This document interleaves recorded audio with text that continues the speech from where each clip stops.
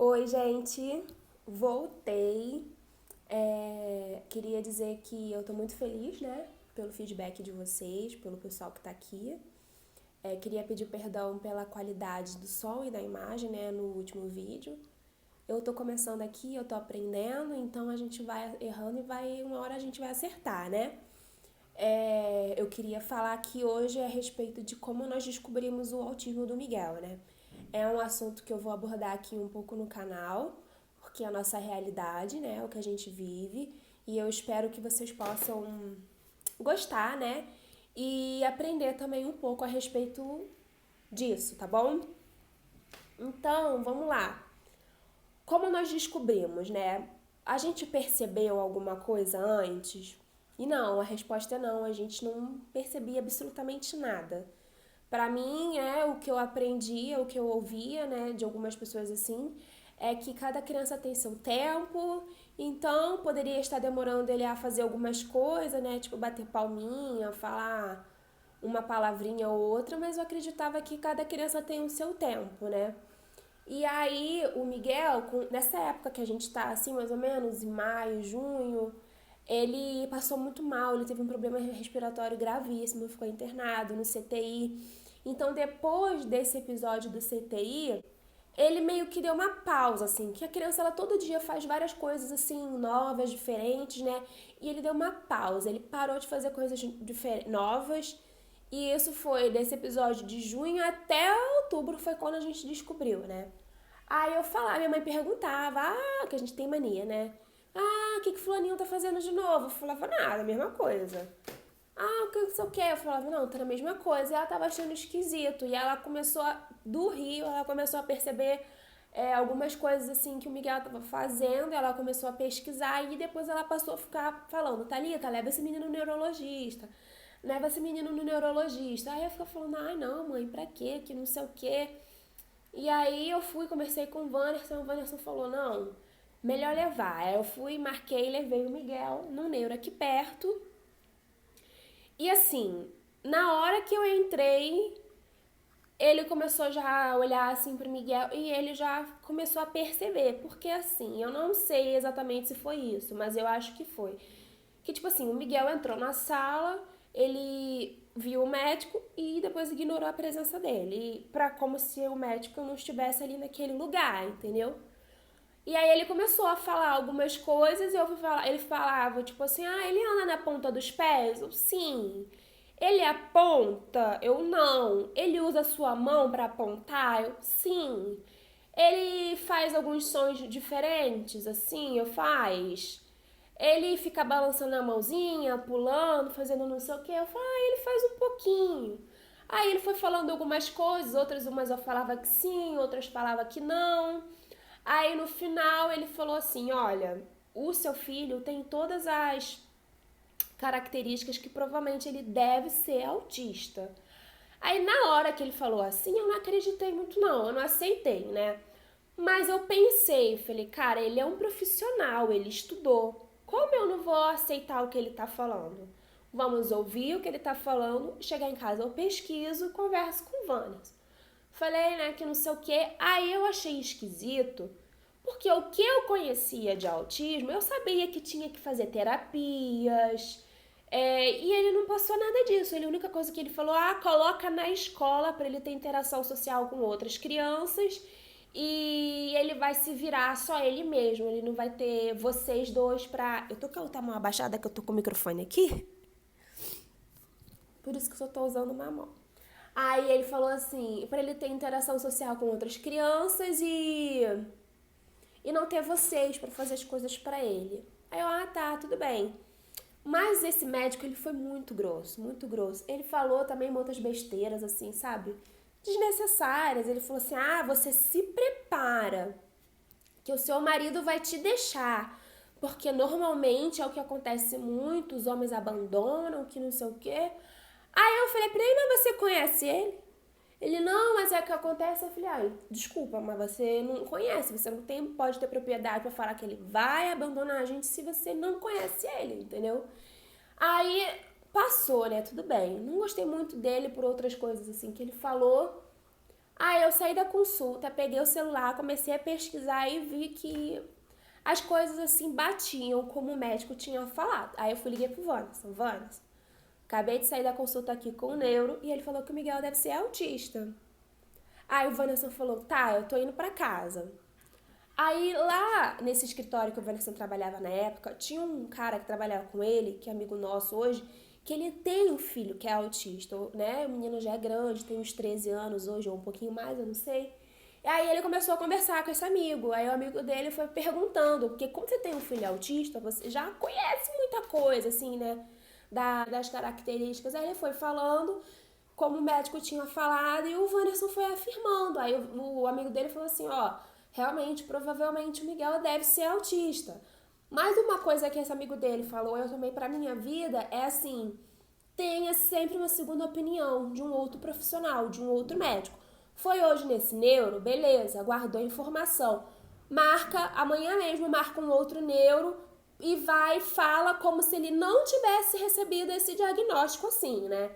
Tipo assim, não foi um diagnóstico dado no papel, entendeu? Tipo assim, F84, CID F84, que o CID F84 é o espectro do autismo, né? Não foi, ele levantou a hipótese, né, de que poderia ser. Normalmente é feito dessa forma. Aí, aí tudo bem, eu falei, não, vamos fazer isso. A gente ficou muito triste, né, porque é uma terra que a gente não conhece, é, tipo, tudo muito novo, né, porque eu não conhecia ninguém, assim, adulto, como é que era a vida adulta de uma pessoa autista. Então, a minha preocupação com o Miguel não era, tipo assim, o hoje, entendeu? Porque ele era um bebezinho, na época ele não tinha nem 2 anos, entendeu?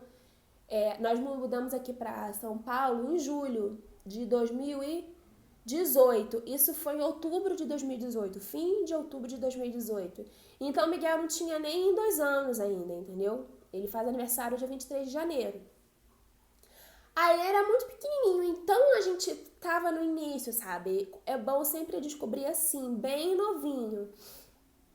Então a gente ficou muito triste, a gente chorou muito, o que é muito normal, porque você não conhece, você não sabe o que fazer, para onde ir, com quem falar, como falar com a família, que não sei o que, é muito novo, entendeu? Então a gente ficou assim bem mal, a gente chorou muito. Eu acho que eu chorei por mais de uma semana e tal, só que aí a gente tomou pra nós o quê? Tipo assim, ele vai ser assim, entendeu? Ele é assim. A gente não sabe o que fazer, mas a gente tem que começar a pesquisar. E a gente foi, pegou o telefone, pegou o computador, começou a pesquisar textos, vídeos, experiências, casos, e a gente foi indo atrás e tal. E o que você tem que fazer quando você descobre que o seu filho é autista? Além de procurar ajuda médica, é isso, é pesquisar, entendeu? Ter informação sempre. Hoje o Miguel já tem 3 anos, até hoje eu continuo pesquisando muito a respeito do assunto, porque o autismo ele ainda, tipo assim, ele ainda está sendo assim pesquisado pelas grandes universidades do mundo todo, né? Pelos melhores especialistas do mundo, eles continuam estudando a respeito desse assunto, então está sempre tendo atualizações. Então eu tenho umas pessoas assim que eu sempre estou seguindo na internet para ver quais as informações que essas pessoas pegaram de universidades assim, né, da Inglaterra, dos Estados Unidos e por aí vai, entendeu? E aí, como eu tava falando antes, que a gente ficou muito mal. E aí o Wanderson falou, Thalita, a gente tá sendo egoísta, porque enquanto a gente tá sofrendo, o Miguel continua sendo ele mesmo. Porque ele não tá ninguém pra diagnóstico nenhum, entendeu? Ele continua sendo ele mesmo. Então, ao invés de a gente sofrer, a gente tem que correr atrás. Vamos lutar, vamos ver o que a gente precisa fazer. Tiver ao nosso alcance, a gente vai fazer. O que não tiver, a gente vai fazer também. Tudo bem. Não que a gente não fique triste ainda hoje, não que a gente não chore, claro que a gente chora, que a gente fica triste até hoje, o que é totalmente normal, entendeu? Porque é uma situação diferente, porque as crianças assim, da idade dele, hoje em dia, têm um desenvolvimento totalmente diferente do dele. As crianças típicas. Mas o Miguel é uma criança diferente, ele precisa ser avaliado individualmente. Porque o autismo, ele não é assim, como eu posso dizer, ele não é uma doença, entendeu? É o espectro do autismo, né? Transtorno do espectro do autismo. Ou seja, eles são avaliados de formas individuais, entendeu? O meu filho, ele não é avaliado da mesma forma que o amigo do Wanderson é avaliado. Os casos são diferentes, entendeu? As características são diferentes, os desafios são diferentes, mesmo os dois sendo diagnosticados como autistas, entendeu? E eu fui no segundo médico para ter uma segunda opinião. Fui numa médica na época e ela foi maravilhosa, ela foi super educada, amorosa, né? Teve empatia com a gente. Nessa consulta o Wanderson foi. E aí ela falou que ele também poderia ser autista. E aí ela passou terapia. Aí ela passou terapia ocupacional e fono. Aí a gente começou a fazer, só que eu não conhecia muito bem as terapias, né? E isso é um assunto para outro vídeo, né? Do quais são os direitos das suas crianças, né? Que você deve exigir no plano de saúde, se você tiver um plano de saúde. E é isso. Eu tô tentando aqui me lembrar, porque eu fiz umas anotações aqui para eu não me perder muito bem. E é isso, gente. É basicamente isso. O Miguel fez aquelas terapias e foi fazendo outras, saiu daquelas, entrou em outras. E hoje a gente vai começar novas terapias, que felizmente, graças a Deus, né, que a gente pode fazer isso por ele. Essa é a nossa vida de correr atrás das coisas para ele, dos estímulos para ajudar ele no que for necessário, né? Hoje a nossa maior dificuldade com o Miguel é a seletividade alimentar e o fato dele não ser verbal, entendeu? E também que ele não gosta de sentar para fazer atividade. Que a gente pega, vamos aqui escrever, que não sei o que, ele não gosta, ele não quer fazer, ele só quer brincar na dele. Mas, assim, muita coisa, assim, já melhorou no Miguel, porque agora ele com 3 anos, a gente conseguiu, o pai conseguiu desfraldar ele. Ele, a gente chama, ele olha, entendeu? Ele não anda mais na ponta dos pés. São coisas, assim, que vão mudando com o tempo, né? Mas eu posso afirmar pra vocês que foi muita insistência nossa e também a ajuda de alguns profissionais que nos ajudaram, não todos, né? Porque alguns eram bem, assim, interessados no dinheiro que recebia do plano de saúde e não estavam nem aí pro paciente. Mas alguns tiveram empatia conosco, né? Mas foi dessa forma que nós descobrimos. Hoje em dia a gente continua nessa corrida, nessa luta para poder ajudar ele, mas é essa a nossa vida, né? Porque o autismo ele não tem cura. O que pode acontecer é que ele possa sair do espectro um dia, o que é muito difícil, uma pessoa sair do espectro, mas é possível. E eu também creio, assim, que se Deus quiser, Deus pode fazer, entendeu? Porque creio que para Deus nada é impossível. Então é isso, eu espero que vocês tenham gostado desse vídeo. Deixa aí nos comentários as suas sugestões para os próximos, o que vocês querem, né, que eu fale aqui. Eu tenho um roteiro, deixa eu falar pra vocês, eu tenho uma lista aqui de vídeos, assim, que eu quero falar, mas a maioria é sobre autismo, mas a gente pode também abordar outros assuntos, tá bom? Então, é isso. Até o próximo.